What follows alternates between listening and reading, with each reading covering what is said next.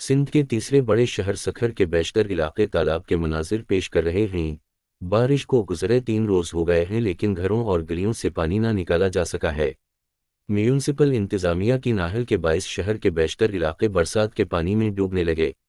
बारिश को 3 रोज गुजरने के बावजूद पानी ना निकाला जा सका है। बेनज़ीर कॉलोनी, गोल टकरी, गुलशन इकबाल कॉलोनी, इस्लाम कॉलोनी ज़ेराब शहर की गलियां और घर तालाब के मनाजिर पेश करने लगे।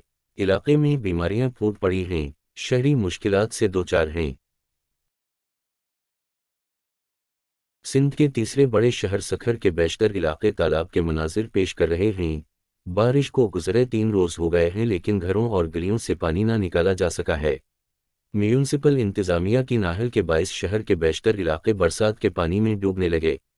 बारिश को 3 रोज गुजरने के बावजूद पानी ना निकाला जा सका है। बेनज़ीर कॉलोनी, गोल टकरी, गुलशन इकबाल कॉलोनी, इस्लाम कॉलोनी ज़ेराब शहर की गलियां और घर तालाब के मनाजिर पेश करने लगे।